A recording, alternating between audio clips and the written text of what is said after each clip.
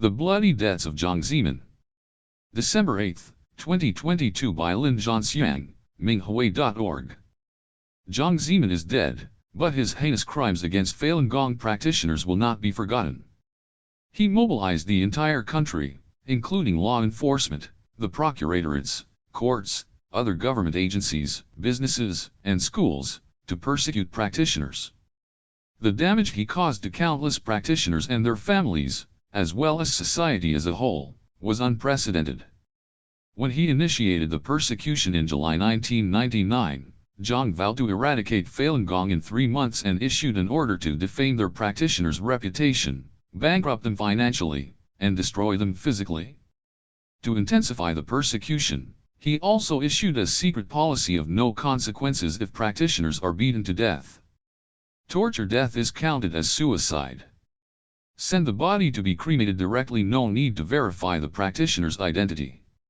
To force Falun Gong practitioners to renounce their faith, the perpetrators resorted to all kinds of torture, maiming, driving insane, or even killing many innocent lives.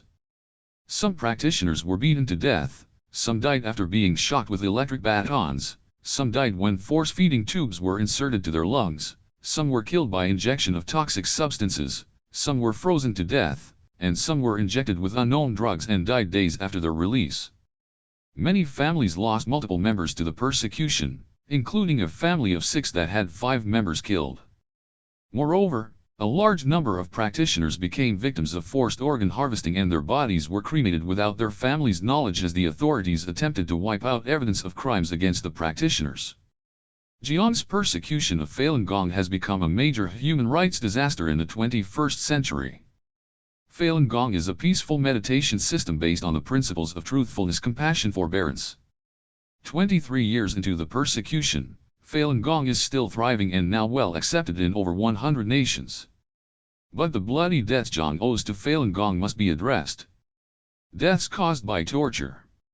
Under instructions from Jiang and his extrajudicial 610 office, law enforcement agencies, the procuratorate, and the courts were mobilized to arrest, indict, and sentence Falun Gong practitioners at will.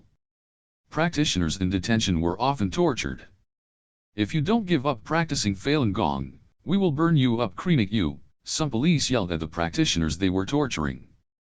Types of torture used on Falun Gong practitioners in prisons. Numerous torture methods were used to torture practitioners. They include beatings, electric shocks, drugging, mental abuse, forced feeding, sleep deprivation, hanging, handcuffing, stretching, starvation, denying restroom use, stabbing with needles, restraint garments, forced abortion, tying up, corporal punishment, freezing, mutilating wounds, flogging, steaming, baking, burning, ironing, burning with boiling water or hot oil, dragging on the ground or up/downstairs, forcing the victim to sit or stand still for a long time, waterboarding, sexual abuse, solitary confinement, forced labor, and many more. Each category of torture consists of multiple tactics. Hanging, for example, could be single handcuffed hanging, double handcuffed hanging, door frame hanging, iron wire hanging, iron ring hanging, stretching hanging, upside down hanging, hanging up high, and so on. Similarly, handcuffing could be cuffing hands and feet together, cuffing both arms around legs, cuffing the arms behind the back, cuffing to a metal ring on the floor, cuffing to a bed frame with a limb stretched for days, or longer, cuffing both thumbs together, with arms stretched around metal bars, handcuffing several people together, and so on. When hung up or handcuffed like this, practitioners were also given very little food and denied access to a toilet. There are about 100 torture methods documented by Minghui.org, and every one of them is capable of causing immeasurable pain and leading to disability or death. Examples of torture. Due to the Chinese regime's information blockade and censorship, the scale and severity of the persecution could be much worse than what Minghui has been able to document. Nonetheless, the examples below will offer a glimpse of the torture that practitioners have endured for their belief. Forced administration of toxic substances. Falun Gong practitioners in detention were often subjected to involuntary drug administration. Some had unknown drugs added to their food and water, while others were given forced injections. Ms. Zhang Fujian, 38, was an employee of Zemin Park in Pingda City, Shandong Province. After going to Beijing in November 2000 to appeal for Falun Gong, she was arrested by agents from the Pingda 610 office. They removed all her clothes, shaved her hair, and tied her to a bed in a spread eagle position. They then injected her with toxic drugs that caused her so much pain that she struggled uncontrollably until she died. Officials from the 610 office watched her die right in front of them, burning with boiling water. Besides detention centers, labor camps, and prisons, the Chinese Communist Party, CCP, officials also set up a large number of brainwashing centers where practitioners were forced to study propaganda smearing Falun Gong in order to renounce their belief in truthfulness, compassion, forbearance. These brainwashing centers were usually billed as legal education centers, when in fact they were essentially black jails where crimes were committed in secret. Mr. Gai Chunlin was a 51-year-old resident of Qingyuan County, Fushan City, Liaoning Province. On April 17, 2005, officers from the Fushan City Police Department, Qingyuan County Police Department, and the Nankokian Police Station went to his home and arrested him. After holding Mr. Gai in the Nankokian Police Station for 5 days, they sent him to the Fushan Police Department and then to Lutation's Wang Brainwashing Center. On May 6 that year, his family was notified that he had died of heart disease. When his family arrived to view the body, they saw that he was dressed in new clothes and asked how he had died. "My brother had been healthy with no history of heart disease. How could he die of heart disease?" his younger brother asked. But nobody answered. Seeing burns on Mr. Gai's face and the right side of his chest, his family insisted on an autopsy. The results showed that Mr. Gai's esophagus and lower gastrointestinal tract had been severely burned. Surface tissue came off at just the slightest touch, and even part of his heart had turned gray. The medical examiner concluded that Mr. Gai died of internal organ failure as a result of being force-fed boiling water. Shocking with electric batons. Electric shocks are one of the most commonly used means of torture used on Falun Gong practitioners. Since all legal channels to appeal for the right to practice Falun Gong were blocked to practitioners in China, a group of practitioners in Changchun City, Jilin Province, intercepted the cable television signal in March 2002 and broadcast programs that debunked the CCP's hate propaganda. Jiang was furious and gave an order to kill with no mercy, which led to the arrests of over 5,000 Changchun practitioners. Mr. Liu Heibo, one of those involved in the television signal interception, was tortured in Jingyuan, Changchun. The police stripped him naked, forced him to kneel down, and inserted an electric baton through his anus to shock his internal organs. Mr. Liu, a 34-year-old physician, died only hours after his arrest. Confining clothes. Confining clothes. Another torture method is confining clothes, which are made of canvas. Put on from the front and tightened in the back, such clothes can cause fractures of the shoulders, wrists, elbows, and spine, and can even cause death. Ms. Sun Shimei was a Falun Gong practitioner in her 40s from Xiangcheng City, Henan Province. Guards in Chibalihi forced labor camp put her in the confining clothes on May 22, 2003. When they removed them the next day, she had died hours before and her body was cold. To cover up her death, the guards ordered drug offenders Feng Yanping and Fu Jinyu to carry Ms. Sun to a nearby hospital, where a doctor injected her with drugs as evidence of their resuscitation efforts.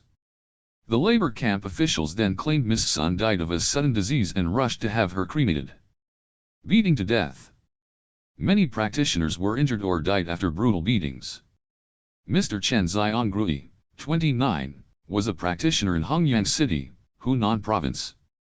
Because he refused to give up practicing Falun Gong, Lei Zhenzhong and other officers from the Hengyang Police Department beat Mr. Chen in the police department on March 11, 2003. Using electric batons, a hammer, and rubber clubs. Mr. Chen died at Hengyang Central Hospital the next morning. He had a skull fracture, an intracranial hemorrhage, and damaged internal organs. In addition, his ribs, collarbone, and insteps were fractured. A total of 2,500 milliliters of blood was drawn from his abdominal cavity. The day after Mr. Chen's death, the police took his parents, sister, brother-in-law, and other relatives to Jingyuan Hotel and ordered them to sign a consent form to have his body cremated.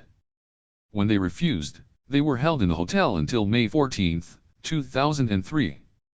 Over their objection, 2 truckloads of armed police officers escorted the body to the local crematory. Injected with unknown drugs. Xinjiang Brainwashing Center in Chengdu City, Sichuan Province, was notorious for abusing practitioners. Mr. Xie Diking, 69, retired from the Chengdu Survey and Design Institute in Sichuan Province, was taken to Xinjiang Brainwashing Center on April 29, 2009. He was injected with unknown drugs, which caused him to suffer severe chest pain and become incontinent. He also had difficulty drinking and swallowing. He soon became emaciated. 4 days after Mr. Xie was released, he died on May 27, 2009. Mr. Xie once told his family that the brainwashing center sent him to a hospital to have a so-called physical exam. After doctors injected him with unknown drugs, he had difficulty eating and drinking for over 10 days. Before he passed away, he had symptoms of being poisoned, his hands turned black, as did his entire body. Force feeding. Some practitioners went on a hunger strike to protest the illegal detention and torture. In response, however, the guards at various detention facilities brutally force-fed the practitioners as punishment. Mr. Qin Yueming, 47, lived in the Jinshantan district in Yushan City, Heilongjiang Province. Because he practiced Falun Gong, he was sentenced to 10 years in prison. On February 25, 2011, 4 inmates in Jiamuzi prison held Mr. Qin's arms and legs, while a 5th inmate pulled his tongue out with hemostatic forceps. They then inserted a tube into his mouth and force-fed him milk and salt. At that time, all the guards in the unit were present, including manager Yu Yifeng and prison doctor Zhao Wei.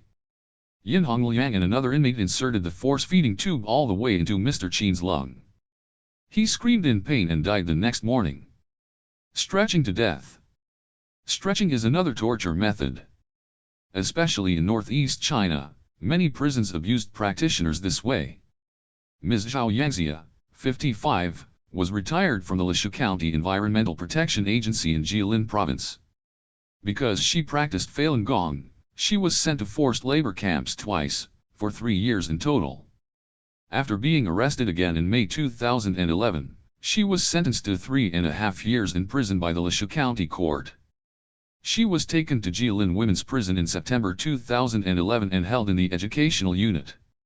Because Ms. Zhao did not give up her belief, the guards beat her, tied her up, hung her up, gave her no water, and denied her access to the toilet.